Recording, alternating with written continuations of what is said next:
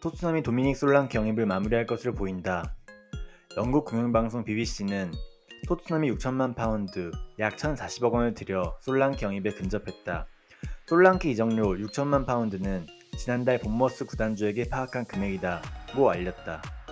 또 다른 영국 이적시장 전문가 데이비드 온스테인 기자 또한 본머스는 토트넘과 도미닉 솔랑케 이적을 마무리하기 위해 협상 중이다. 솔랑케는 이미 구단과 개인 합의를 마쳤고 토트넘은 그를 간절히 원하고 있다 라고 전하며 토트넘의 솔랑케 영입이 임박했다는 소식이 나오고 있다. 토트넘에게 올여름 1순위 영입은 다름 아닌 9번 공격수 포지션이었다.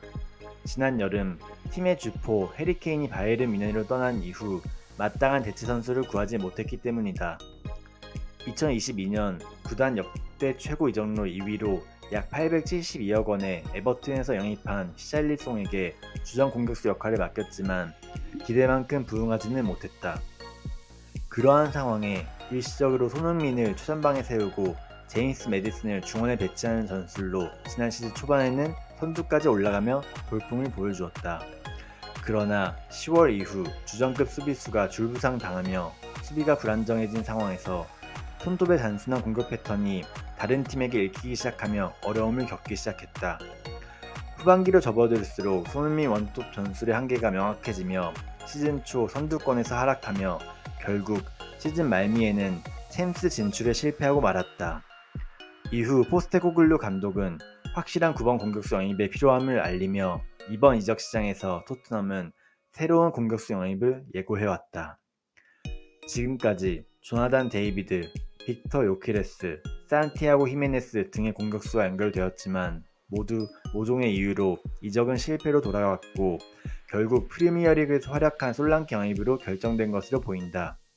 솔랑케가 어떤 선수인지 그의 커리어와 플레이 스타일에 대해서 알아보자. 솔랑케는 잉글랜드 국적의 1997년생의 포워드로 유망주 때부터 제법 이름을 날렸던 선수이다. 잉글랜드 청소년 대표를 시작으로 U16세부터 19세 대표까지 참가했으며 2017년 피파 U20 월드컵에서는 팀의 에이스로 활약하며 대회 기간 4골을 넣어 잉글랜드를 우승으로 이끌었고 대회 최우수상인 골든볼을 수상하며 빅클럽의 관심을 사게 되었다. 결국 2017년 리버풀로 이적했지만 기대를 밑도는 활약을 펼쳤다. 공식전 27경기 1골 1도움이라는 저조한 기록을 남겼다.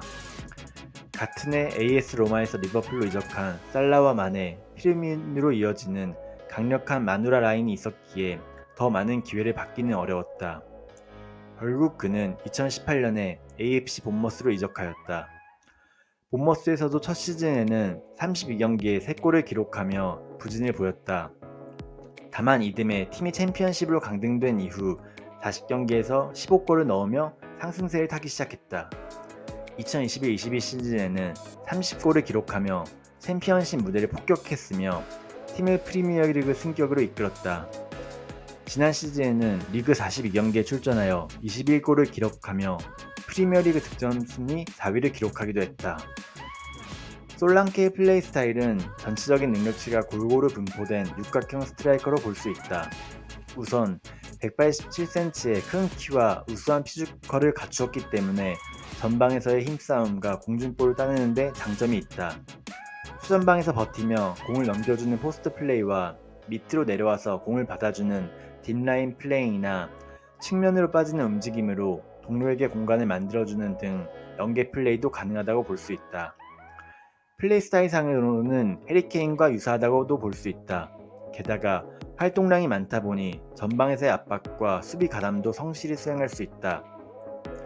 추가적으로 속도도 빠른 편으로 프리미어리그에서 최고 속도 36.10km를 기록하기도 했다. 참고로 손흥민의 최고 속도는 34.4km로 알려졌다. 또한 공격수에게 필요한 슈팅 능력도 갖추고 있다. 양발을 통한 킥과 슈팅이라는 한 방이 있고 헤딩도 가능하기에 모든 신체 부위로 득점이 가능하다는 점도 장점이다. 다만 단점으로는 전체적인 플레이의 세밀함이 부족하고 애매한 인상을 주기도 한다. 투박한 플레이로 인해 가끔 실책이 나오기도 한다. 그러나 아직은 26세라는 젊은 나이이며 신체 능력에만 의존하는 것은 아니기에 앞으로가 기대되는 선수이다. 현재 토트넘의 문제점은 손흥민 원톱 시 공중볼이 약하기 때문에 측면에서 올라오는 크로스가 모두 땅볼 위주로 나오기에 상대팀은 대처가 쉬웠는데, 공중볼도 강한 솔랑케인가 온다면 크로스가 더욱 다양해질 수 있다.